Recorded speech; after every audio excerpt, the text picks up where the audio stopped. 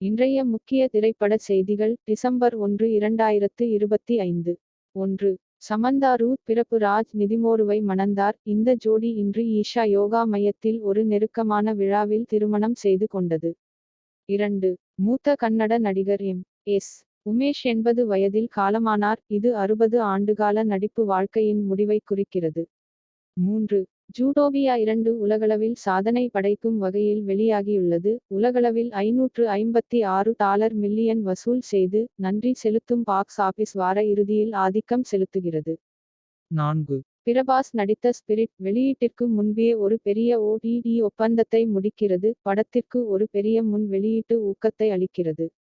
5. கிட்டத்தட்ட 3 தசாப்தங்களுக்குப் பிறகு மம்முட்டி புகழ்பெற்ற இயக்குனர் அடூர் கோபாலகிருஷ்ணனுடன் இணைந்து பணியாற்றத் திரும்புகிறார். ரசிகர்கள் மற்றும் திரையுலகினர் ஆவலுடன் எதிர்பார்க்கும் ஒரு மறு இணைவு. 6. ரன்வீர் சிங் நடித்த துரந்தர் டிசம்பர் 5 வெளியீட்டிற்கு முன்னதாக அமைதியாக முன்பதிவுகளைத் தொடங்குகிறது. 7. ஆந்திரா கிங் தாலுகா 5ஆம் நாளில் உலகளவில் ₹16 கோடியை கடந்தது. வலுவான வேகத்தை காட்டுகிறது. 8. ஃபெமினிச்சி பாத்திமா மலையாளம் விரைவில் OTT-யில் வரவுள்ளது. அதன் திரையரங்கு ஓட்டத்திற்குப் பிறகு ஸ்ட்ரீமிங் வெளியீடு திட்டமிடப்பட்டுள்ளது. தேதி இன்னும் உறுதிப்படுத்தப்படவில்லை. 9. ஹாலிவுட் வெளியீடுகளுக்கான வலுவான டிசம்பர் வரிசை அவதார் ஃபியர் அண்ட் ஆஷ் முதல் அனகோண்டா வரை இந்த மாதம் திட்டமிடப்பட்டுள்ள முக்கிய படங்கள். 10. கஜோல் பிரபாசுடன் ஸ்பிரிட் இல் இணைவதாக வதந்தி பரவியது. முன்னர் ஊகிக்கப்பட்ட பெயர்களுக்குப் பதிலாக.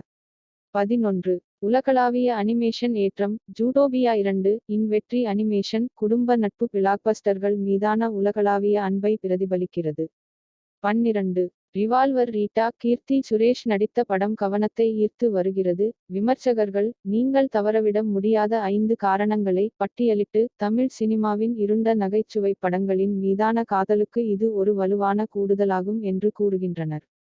13. காந்தா துல்கர் சல்மான் நடித்த பீரியட் டிராமா விரைவில் OTT-யில் வர உள்ளது. இது பார்வையாளர்களுக்கு 1950களின் சகாப்த கதையை வீட்டிலேயே பார்க்க மற்றொரு வாய்ப்பை வழங்குகிறது.